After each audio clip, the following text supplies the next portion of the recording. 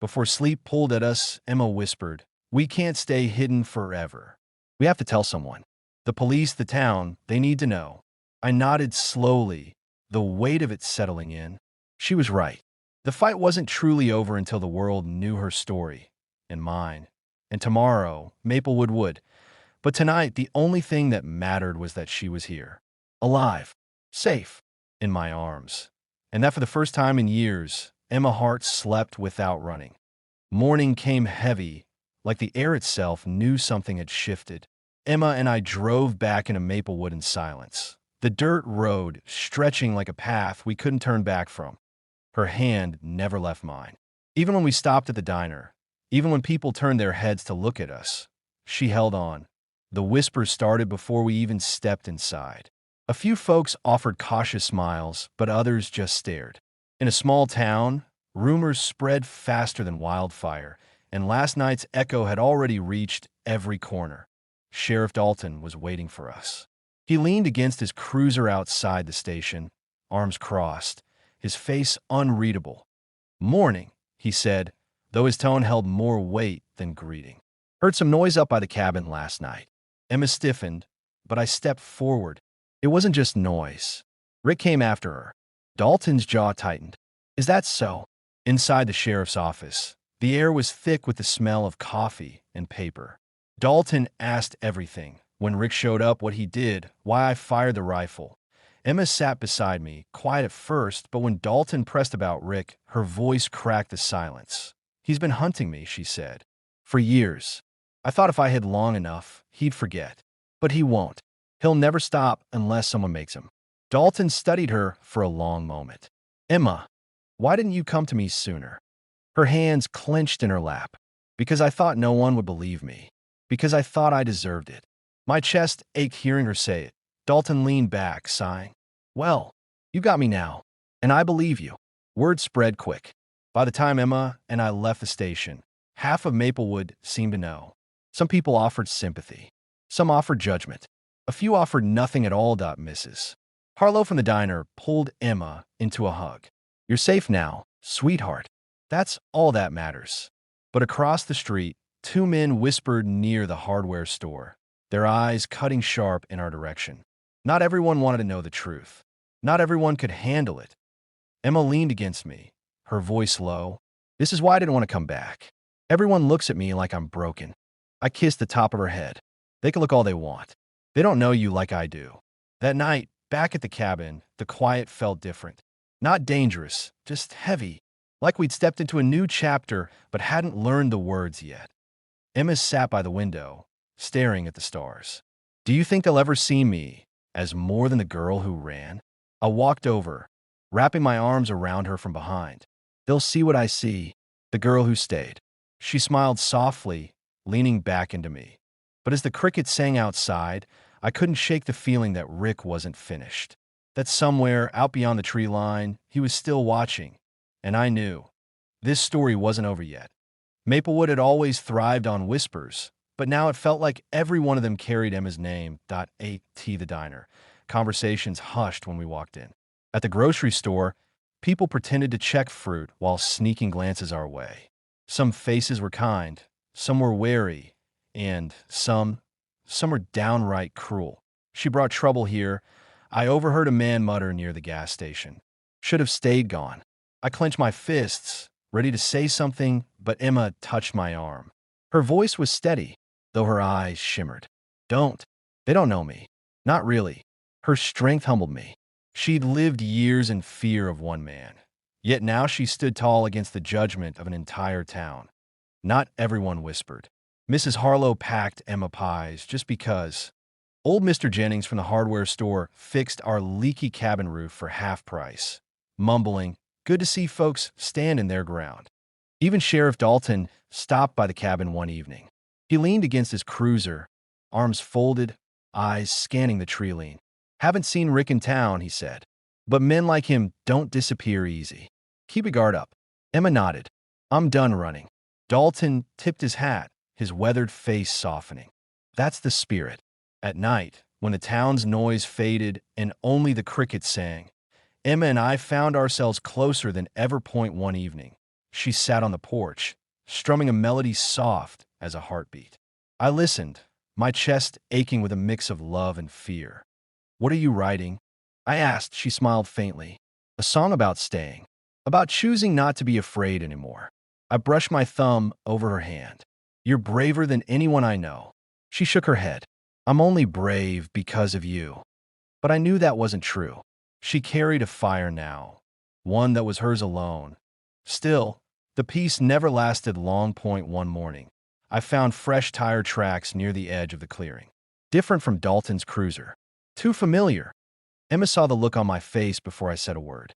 "Rick," she whispered. I nodded slowly, anger burning low in my chest. "He's back." We stood in silence, staring at those tracks like they were a message carved into the earth. The town might have been caught up in gossip and whispers, but out here in the woods, it wasn't about stories. It was about survival. The day started ordinary enough. Coffee steaming on the porch, Emma humming as she tuned her guitar, the September sun sliding lazy across the sky. But ordinary doesn't last long when danger is circling. I went into town for supplies. Flour, nails, some gas for the generator. By the time I returned, Emma was standing at the cabin door, pale as snow, holding something in her trembling hands at a note. The paper was rough, torn from a spiral notebook, the words scratched in thick black ink. "You can hide in the woods, but you'll always belong to me." My blood boiled so hot, I thought I'd burn straight through the floor. I snatched the paper, crumpling it in my fist. "Where did you find this?" Emma's voice was barely a whisper. "On the porch, when you were gone." I scanned the tree line, every rustle sounding like footsteps, every shadow shaped like a man I'd rather face in daylight. "He was here," I muttered, standing close enough to touch the door. Emma wrapped her arms around herself. "He's playing with us." "No," I said, shoving the note deep into my pocket. "He's warning us, and that means he's planning something worse." That night, neither of us could sleep. Emma kept pacing, her hands running through her hair, eyes darting to the window every time a branch snapped. "I can't do this again," she whispered. "I thought coming back meant being free. But he's still here, Daniel. He'll always be here." I stood, taking her shoulders, forcing her to meet my eyes. "Listen to me. He doesn't own you. He doesn't get to decide how your life goes. Not anymore." Tears welled up, but she nodded. "Then we fight. Then we fight." The next morning, I brought the note to Dalton. He read it, jaw tightening, eyes narrowing like he'd seen this kind of thing before. "This is escalation," he said. "Rick's cornered now, desperate. That makes him dangerous." Emma crossed her arms, her voice sharp. "He's always been dangerous." Dalton gave a slow nod. "I'll keep extra patrols out this way. But you two should think hard about what comes next. Because Rick sure as hell is." Later that evening, as the sun bled red across the horizon, Emma leaned against me on the porch. "You could walk away," she said softly. "Go back to town, live your life. No one would blame you." I kissed her temple, holding her tighter. "My life is right here, with you, even if it means fighting every demon from your past." Her smile was faint but real, a fragile light in the dark. But just beyond the clearing, in the hush of the trees, I swear I heard a twig snap that we weren't alone. Not anymore. It happened on a night when the world felt too still. The crickets had gone quiet, the trees stood frozen, and the air itself seemed to hold its breath. Emma and I were sitting inside, a half-empty mug of tea cooling between us. She'd been strumming chords, trying to drown out her nerves with music, when the sound of tires crunching gravel cut through the silence. Her hands froze on the strings. My heart kicked against my ribs that I grabbed the shotgun from behind the door, motioning for her to stay low. The headlights outside spilled weak beams through the trees. Then came the slam of a car door, and a voice. "Emma." It was him. Rick's tone was loud, almost cheerful, but it carried a sharp edge, the kind that could slice through bone. "You think you can hide in my town? You think you can live here like nothing ever happened?" Emma's breath hitched. Her whole body shook, but she didn't crumble.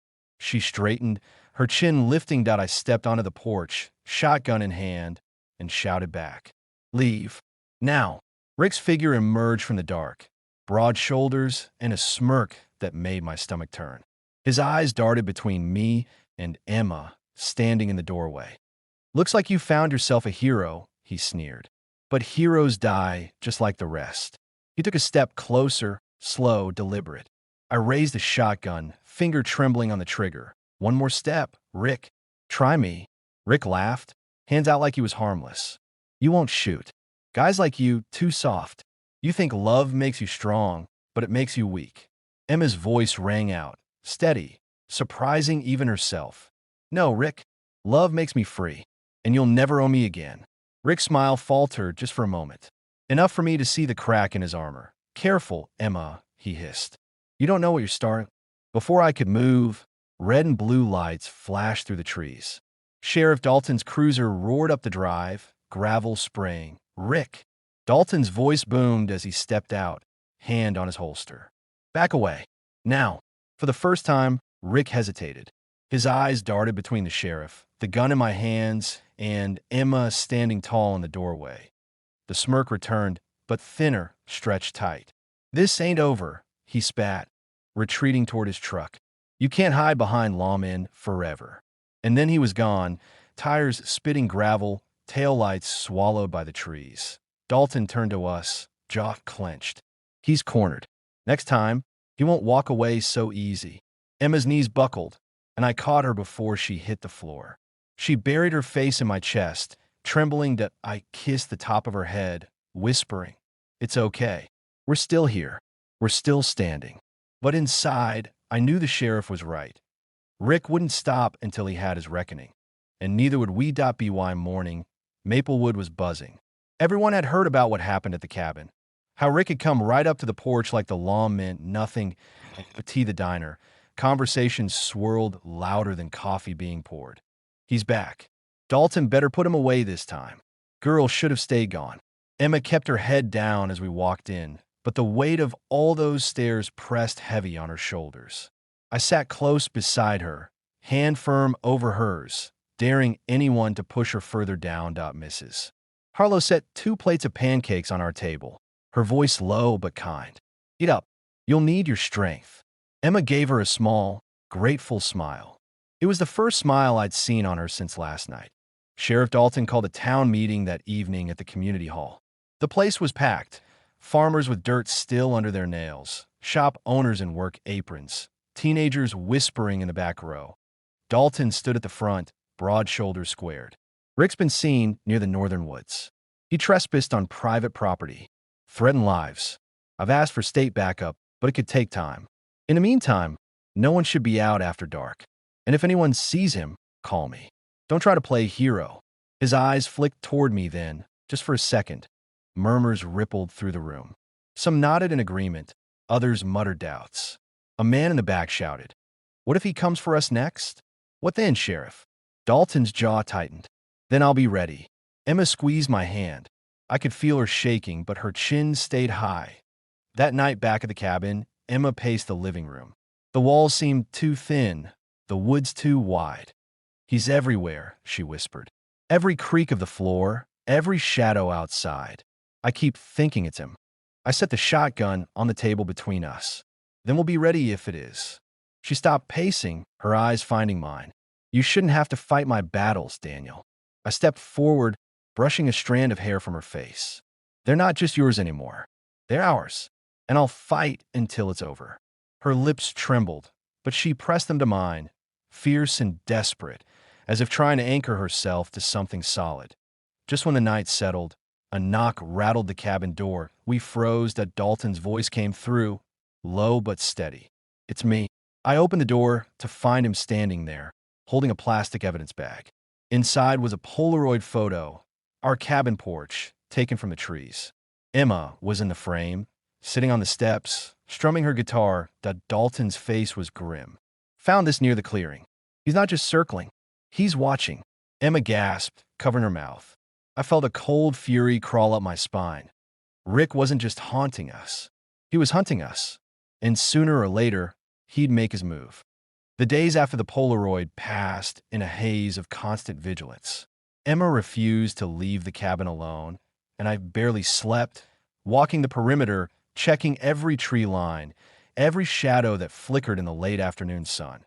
Each morning brought a new note, carefully placed inside the mailbox tucked under a rock near the porch, even pinned to the fence with a jagged nail. You can't hide. You can't escape. She's mine. Emma read them, one by one, her hands trembling but her face set. He's trying to scare me, she said quietly, more to herself than me. But he won't. Not anymore. And I believed her. I had to. Every sound of the woods made her jump. Every passing car, every crow, every snap of a branch felt like him. The psychological weight was crushing, but Emma refused to let it break her. Daniel, she whispered one evening, I can't keep living like this. I feel him everywhere. I pulled her close, holding her tight. Then we draw the line. He comes for you. We're ready. We'll fight. Together. She nodded, burying her face in my chest. Together. We reinforced the cabin. Locks, boards, even simple tripwires made from rope and tin cans, the kind hunters used to alert themselves. Every precaution made the air feel heavier, like the forest itself was leaning in, waiting. Emma even packed a small bag with essentials, flashlight, first aid, her guitar. In case we need to run, she said. But I saw her eyes. She didn't want to run. She wanted to face this that we talked constantly, practiced moves, whispered our fears and strategies in the dark. Love and fear entwined like a rope around our chests. The night before the expected attack, the cabin was deathly quiet. The wind held its breath. The trees didn't sway. Even the stars seemed dim. Emma lay against me on the porch, voice small. Promise me, no matter what, we stay together. I promise, I said, pressing a kiss to her forehead. And somewhere beyond the tree line, I knew Rick was watching, waiting, planning. The shadows had teeth now, and tomorrow would decide if we could survive them. Dawn broke with an unnatural stillness. The forest seemed to hold its breath, as if it knew the storm about to erupt. Emma and I stood at the cabin door, our hands intertwined, the rifle and pipe within reach. Every muscle in my body was tense, every nerve screaming. They're coming, Emma whispered, barely audible that I nodded, jaw tight. Then we end this. Together. From the shadows, headlights glared against the clearing. Rick's truck rolled to a stop, tires spitting gravel, engine growling like a beast. He stepped out slowly, knife in hand, eyes darting between us, smirk curling his lips. Thought I'd find you hiding. Goo. But I prefer the chase. Emma's grip tightened on my arm. No more chasing, I said, stepping in front of her. Not now. Not ever. Rick laughed, cold and sharp. You think you can stop me? Alone, maybe. Together? Still nothing but kids playing hero. He lunged first, knife glinting, fury in his eyes. I fired the rifle. Not to kill, just to disarm, the blast ripping through the early morning calm. Rick stumbled, but recovered instantly. Emma swung the pipe, connecting with his arm. He roared, stumbling back, rage fueling him. I tackled him to the ground, fists clashing, breath wild, adrenaline screaming. The fight was brutal. Each blow a mix of fear and fury, each movement fueled by love and desperation. Emma stayed at my side, striking, pushing, screaming if Rick got too close. Finally, Rick faltered, exhaustion catching up with him. His eyes, once full of menace, flickered with fear. This isn't over, he spat, clutching his wounds that Emma's voice rang out, clear and unwavering. It is. Leave. Now, or you'll never walk again. Something in that tone, the strength, the fire, the defiance, shook him. Slowly, carefully, he retreated to his truck, sliding behind the wheel. With a final, venomous glare, he sped away, disappearing into the forest. Silence fell over the clearing. The world seemed to exhale with us.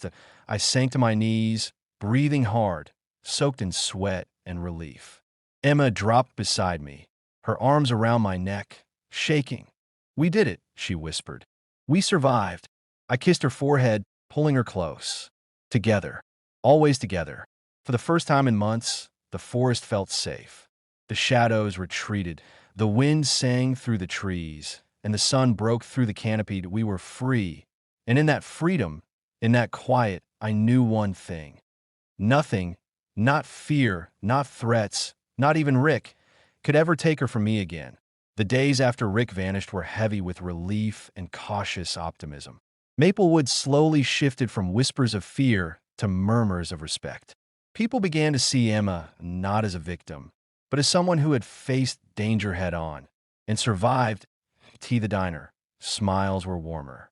Mrs. Harlow always had an extra plate ready for Emma and me, and even the shopkeepers who once looked doubtful now greeted us with nods of approval.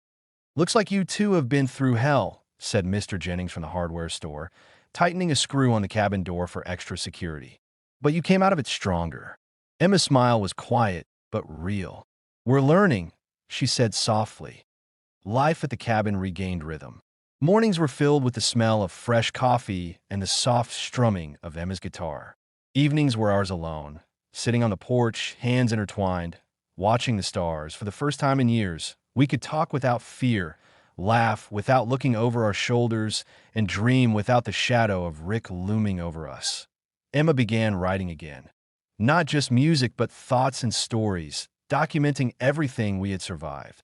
"I want to remember it all," she said one night, her pencil scratching across paper. "So we never forget the strength we found." Maplewood's attitude shifted subtly. People approached us with curiosity, sometimes respect. Some asked questions, wanting to understand what we'd endured. The sheriff's patrols remained, a silent promise that Rick's threat would not be ignored, but the fear that once gripped the town had eased. Even neighbors who had whispered judgment now offered small gestures, a wave, a shared coffee, a cautious smile. Emma leaned against me as we walked through town one afternoon. "They see us differently now," she said. "I think they see the truth," I replied. "That we're survivors." She nodded, squeezing my hand. Survivors together. That night, back at the cabin, the forest was quiet in a way that finally felt safe. No rustling branches, no distant engines, no unseen eyes. Just the wind in the trees and the crickets' gentle song. Emma and I sat on the porch, wrapped in blankets, sharing stories, dreams, and plans for a future that had once seemed impossible. "I don't want to wait anymore," she said softly. "No more fear. No more hiding. Just us." I held her close, knowing the truth of it. "No more hiding," I agreed. "Just us."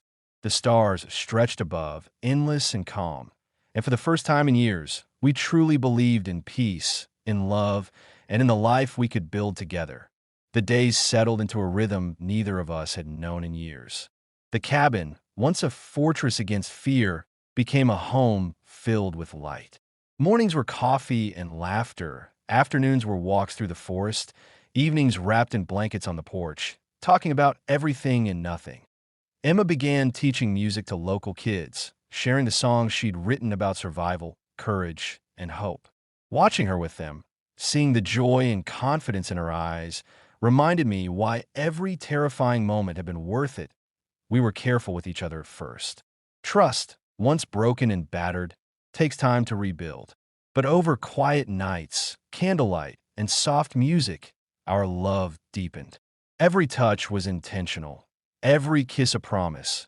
Every glance a reassurance that we were finally safe, together. One night, as the moonlight spilled across the cabin, Emma rested her head on my shoulder. "I never want to take this for granted," she whispered. "All the moments, big and small. I just want us." I kissed her hair. "Me too. We earned this. Every second of peace we have now, we earned it." Her hand found mine, fingers interlacing. "Then let's make it count." Life in Maplewood was no longer about fear. We went into town, walked the streets holding hands, shared meals with neighbors, and sometimes just sat in the diner, soaking in the normalcy we'd once thought impossible. Even Sheriff Dalton stopped by sometimes, a quiet guardian in our lives. "Looks like you two finally got your peace," he'd say, grinning. Emma would just smile, her hand resting on mine. "Peace isn't given," she said softly. "It's fought for." At night, lying together in the cabin, I thought about everything we'd survived, the fear, the threats, the endless tension. I realized that while Rick's shadow had left scars, it had also shown us what we were capable of. Courage, love, unbreakable trust. Emma stirred beside me, sighing. "Do you ever think about what life would have been if we'd met under normal circumstances. I smiled, brushing my thumb across her hand. Sometimes, but then I think, I'd choose this life, every messy, terrifying, beautiful second of it, because it brought me to you. Her smile, soft and radiant, was the only answer I needed. The first real weekend in months felt almost surreal. Maplewood's morning sun spilled over the town like a promise. Emma and I decided to walk the dirt paths behind the cabin, talking quietly about the future, our plans, our dreams, and the life we wanted together. I want a home filled with music, Emma said, her eyes bright. Somewhere kids can come by, and we can laugh and not worry about shadows in the woods. I squeeze her hand. Then we'll build that, brick by brick, note by note, moment by moment. Together. She laughed softly. You make it sound so easy. I shook my head. Nothing about life is easy. But love makes it worth it. That afternoon, we started clearing a small patch behind the cabin. The soil was rough, the roots stubborn, but together we worked side by side. Emma planted a small tree, the kind that grows strong and tall over time. For us, she said. So even when things get hard, there's something living and growing right here. I watched her, feeling the weight of every memory, the fear, the fights, the long nights, and how far we'd come. Then I planted my own small tree beside hers. For all we survived, I whispered, we stepped back, hands linked, and watched them sway in the gentle breeze. A small symbol, but it meant everything. Evenings were quieter now, filled with music and soft conversation. Emma would play her guitar while I read, sometimes singing along badly just to make her laugh. One night, as the stars burned clear above, she rested against me. Do you think we'll ever forget? Forget what? I asked, the fear, the danger, the nights we thought we might lose each other. I kissed her temple. No, but we don't have to live there anymore. That part of our story made us stronger, and it brought us here to this. She smiled, resting her head on my chest, and for the first time in what felt like forever, the world outside the cabin didn't matter. The days flowed on, slow and steady. Maplewood's gossip faded, replaced by a quiet respect.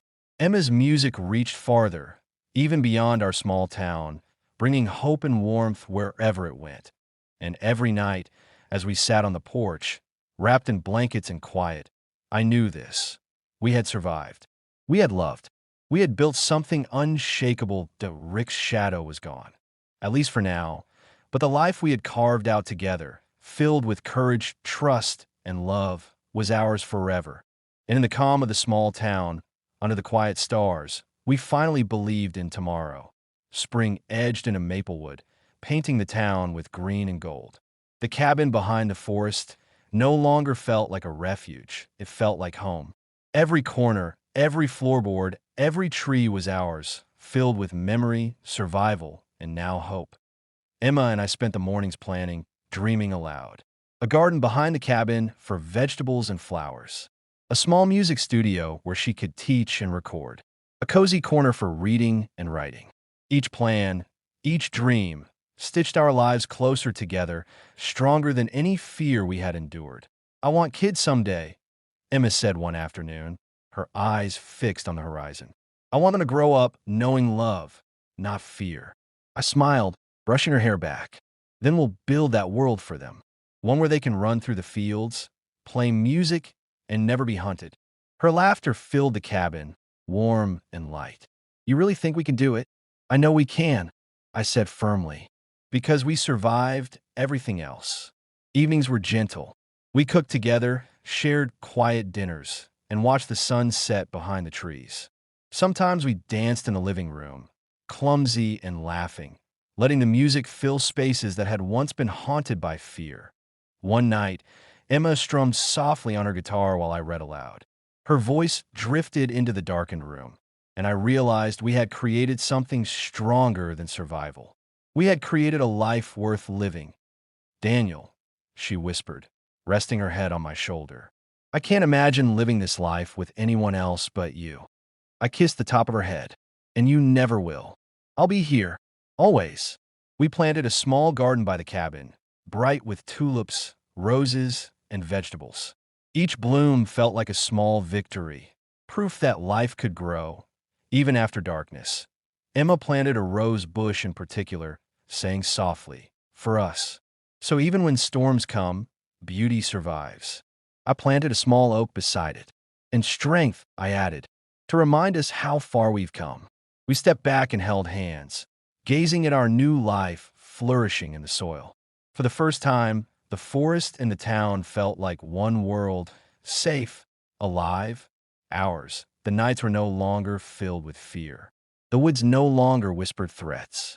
We could sit on the porch, wrapped in blankets, sharing stories of the past and dreams for the future that Rick's shadow had faded, replaced by the bright certainty of love, trust, and courage. Every scar we bore was a reminder of survival, and a proof of how far we'd come together. And under the quiet stars, Maplewood no longer felt like a town of whispers. It felt like home. Emma leaned into me, whispering, "We did it, Daniel. We really did it." I kissed her forehead. Yes, together. And for the first time in what felt like forever, everything was exactly as it should be. The year had passed, and Maplewood felt entirely different. The town no longer whispered about Emma and me. Instead, people greeted us with smiles, curiosity, and genuine respect. We had woven ourselves back into the rhythm of small-town life, stronger and wiser than before. The cabin thrived. The garden Emma had planted flourished. Roses, tulips, and even vegetables that grew plump and bright. Our small music studio was filled with children's laughter, lessons, and the warm strumming of guitars. Emma taught with patience and joy, her voice now a steady anchor in the lives of others. Just as it had been for me, I watched her one morning, sunlight spilling through the windows, and thought about how far we had come. Every shadow, every fear, every sleepless night had led us to this peace. Our nights remained quiet, but filled with intimacy and comfort. We talked, laughed, and sometimes just sat together, letting the world feel far away. The love we had forged in fire was no longer just survival. It was pure, enduring, and alive. One evening, under the clear summer sky, Emma rested her head on my shoulder. "Do you ever think about how fragile everything was?" she asked softly. "All the time," I admitted. "But it made us who we are now. Stronger, closer, unbreakable." She smiled, eyes sparkling. "I love this life with you. I love you," I said, pressing my lips to her temple. "And I always will." Maplewood had grown to accept our story, not as a tale of fear, but as a testament to courage, love, and resilience. Neighbors stopped by more often, sharing meals, helping with the cabin, and even coming to Emma's music recitals. Sheriff Dalton dropped by one evening, leaning on the porch, railing with a grin. "You two finally get to live without looking over your shoulders," he said. Emma laughed softly. "It feels like it." Dalton nodded. "You earned this. Both of you." I held her hand tightly, knowing that the peace we fought for was real and deserved. We started planning more than just survival. A home expansion for future children, trips to the lake, long walks through the woods without fear. Every plan, every dream felt alive because it was ours to make together. Emma planted another tree that spring, a small symbol of new beginnings. "For everything that comes next," she said softly that I planted a sturdy oak beside it. "And for everything we've survived." We stepped back, holding hands, and smiled. For the first time, there was no looming shadow, no constant tension, just the quiet certainty of a life built on love, trust, and shared strength. And as the sun set over Maplewood, painting the sky with golden fire, I realized we had survived the darkness, and now, together, we could finally live. The sun dipped low over Maplewood, turning the sky into a canvas of gold and rose. The air smelled of wildflowers and fresh earth from our garden, the soft hum of life surrounding the cabin. Emma and I sat on the porch, legs intertwined, hands clasped. Silence stretched between us, but it wasn't empty. It was full of every moment we had survived, every fear we had faced, and every victory we had won. "I never thought we'd get here," she said softly, resting her head on my shoulder. "Neither did I admitted. "But here we are, together, and nothing can take this from us now." She smiled, eyes bright with the certainty I had come to love. We built this life, our life. We had learned that love wasn't just passion. It was trust, patience, courage, and a willingness to face every storm together. We laughed more now, without tension in our shoulders, without fear behind our eyes. The cabin was no longer a refuge. It was a home. The garden bloomed abundantly. Emma's music studio flourished, filled with children and neighbors learning, sharing, and celebrating life. Even the forest seemed at peace, as if it too had exhaled after years of holding its breath. I thought about the months of terror, the nights when every rustle could have been the end, the endless tension that had wrapped around our lives like chains. And I realized something. Those moments had shaped us, strengthened us, and brought us closer than I could have imagined. Emma stirred beside me. "Do you ever think about the past?" she asked quietly. "Sometimes," I said. "But it doesn't scare me anymore. We survived it, and now we live." She smiled and reached for my hand. "Then let's make every day count." "I promise," I whispered. As night fell, the stars stretched across the sky, endless and brilliant. We leaned back, side by side, letting the quiet wash over us. The world beyond Maplewood could keep its shadows. We had our peace, our home, our love. And in that moment, I knew without doubt, no matter what came next, we would face it together. Brave, unbroken, and free. Because we had survived the darkness. And now, under the quiet stars of Maplewood, we finally lived. Emma pressed her head to my chest, and I held her close, knowing this was only the beginning of our forever. The sky stayed quiet, and so did our hearts, finally, fully, peacefully.